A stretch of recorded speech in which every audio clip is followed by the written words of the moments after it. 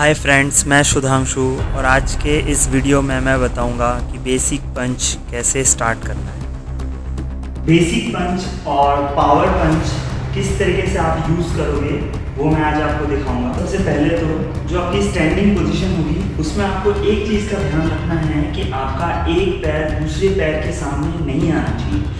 Example, जैसे मैं straight खड़ा हूँ, उसके एग्जैक्ट पीछे आपका राइट लेग होना चाहिए। अगर आप राइटी हो तो आपको राइट लेग पीछे रखना है, अगर आप लेफ्टी हो तो आपको लेफ्ट लेग पीछे रखना है, क्योंकि जो पैर आपका पीछे रहेगा वही आपका पावर पंच या पावर किक होगा। एग्जाम्पल, जैसे मैं राइटी हूँ तो मेरा राइट लेग पीछे रहेगा और मेरा राइट हैंड जो राइट पंच होगा वही मेरा पावर पंच होगा, राइट लेग होगा वही मेरा पावर किक होगा। आपके बॉडी लेवल का डिस्टेंस रखना है जितना गैप है, और अगर आप राइट हो तो राइट लेग पीछे, अगर आप लेफ्ट हो तो लेफ्ट लेग पीछे। उसके बाद आपको हल्का सा नी सॉफ्ट करना है, बिकॉज आप स्ट्रेट लेग पे प्रॉपर बैलेंस नहीं बना सकते, इसीलिए आपको नी को सॉफ्ट रखना है। उसके बाद आपके जो बैक मसल है उसको स्क्वीज करना है, मतलब उसको स्ट्रॉन्ग करना है। आप हल्के में नहीं रख सकते बैक को, बैक मसल को स्क्वीज करना है और उसके बाद अपने फेस को ब्लॉक करके आपके कोर को टाइट करना है। और इसका मतलब ये नहीं है कि आप बॉडी को एकदम ही स्क्वीज करके रहोगे कि आप पंच आ रहा है हिलने में टाइम लग रहा है, ऐसा नहीं होना चाहिए। आपका कोर बहुत ही फ्लेक्सिबल मूवमेंट होना चाहिए, जैसे कि अगर पंच आ रहा है तो क्विकली स्क्वीज भी करना है, और जब आप पंच हिट कर रहे हो तब आपको फ्लेक्सिबिलिटी के साथ पावर भी रखनी है।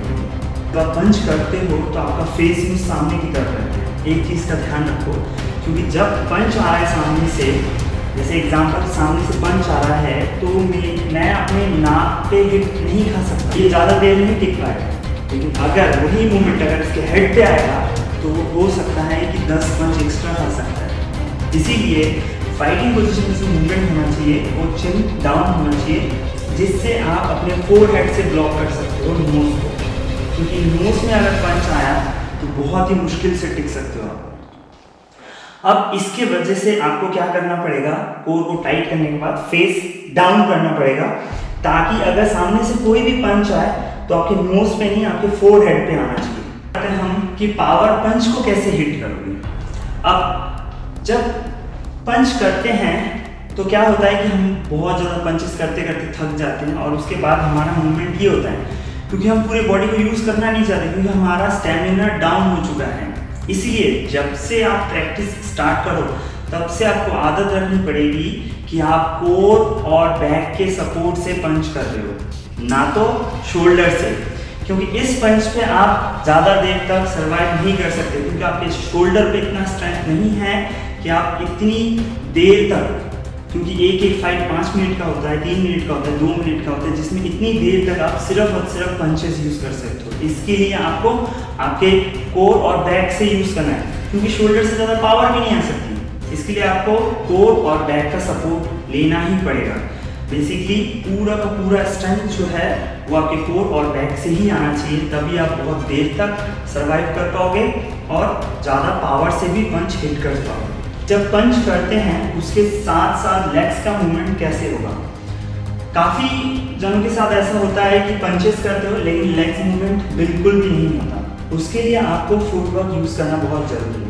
अगर आप राइट पंच मारे हो तो आपका राइट बॉडी ट्विस्ट होगा और प्रॉपर हील से स्ट्रेंथ देगा। अब इसके लिए हील उठाना भी बहुत ज़्यादा इंपॉर्टेंट है।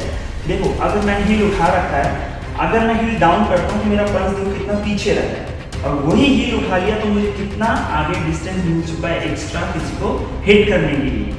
और उसके बाद लेफ्ट में भी सेम चीज़ है, प्रैक्टिस कर सकते हो कि जिस साइड से आपका पंच चल रहा है उस साइड का लेग भी चलना चाहिए, और इस तरीके से कंटिन्यू आपको करते हैं। जैब मारा, स्टेबल हुए, फिर क्रॉस मारा, स्टेबल हुए, लेकिन पंच को वापस लाने की भी प्रैक्टिस करो। 1 2 1 2, ओके। अपर कट में मोस्टली बहुत ज़्यादा प्रॉब्लम आती है, लेकिन मैं आप इस प्रॉब्लम को क्लियर कर देता हूँ किस तरीके से आप इसको इजी तरीके से प्रैक्टिस कर सकते हैं। आपको इमेजिन करना है कि जब आप पंच कर रहे हो तो कोई एक भारी चीज़ को उठा रहे हो, एग्जाम्पल जैसे मेरे पास ये भारी चीज़ है, मैंने इमेजिन कर रखा है और मैं इसको उठा रहा हूँ, तो अब हो क्या रहा है कि जितना स्ट्रेंथ मैं शोल्डर से ले पा रहा हूँ, ओके, और उसके बाद क्या कर रहा हूँ, मैं अपने बैक को यूज़ कर रहा हूँ। मैंने आपको इससे पहले बताया था, कुछ भी पंच हो, कोई भी पंच हो, आप उसको बैक से जितना ज़्यादा हिट करोगे उतना पावरफुल होगा। अब क्या हो रहा है कि अगर मैं भारी चीज़ उठा रहा हूँ तो मेरा बैक भी सपोर्ट दे रहा है। सेम आपको यही अप्लाई करना है इसमें पंच में, कि आप जब पंच कर रहे हो तो आपका बैक यूज होना चाहिए। और दूसरी चीज़, आपका जो फेस गार्ड है वो फेस को छोड़ना नहीं चाहिए, इसीलिए फेस गार्ड दोबारा वापस आना चाहिए। मैंने क्या बताया था, कोर को फ्लेक्सिबल रखना पड़ेगा आपको, कभी भी आप इसको ट्विस्ट और पावर में कन्वर्ट कर सकते हो। 1 and 2 1 2 1 2 1 2 के साथ फुटवर्क यूज़ करना बहुत ज़रूरी है। अगर आप स्टिल रह के पंच मार रहे हो तो ये सबसे बड़ी गलती है। इसके बाद अगर उनके पास ऑप्शन भी रहे कि वो किक से पॉइंट ले सकते हैं, लेकिन वो किक आती नहीं है, बिकॉज यही है प्रॉब्लम कि फुटवर्क यूज़ होना बहुत ज़रूरी है।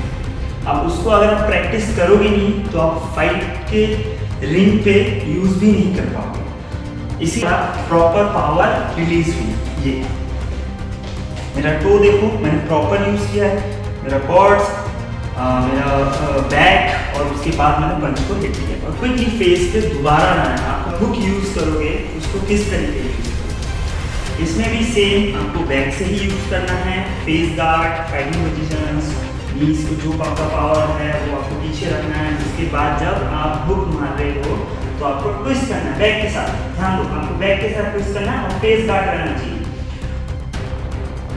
उसके बाद आप जब भी पावर हुक मारोगे, सेम चीज़ आपको बैक के साथ ट्विस्ट करना है। अब इसमें आपको पूरी बॉडी के साथ बैक के पूरी बॉडी यूज़ किया, उसके बाद बैक से सपोर्ट लेके हिट, अगेन फेस। सो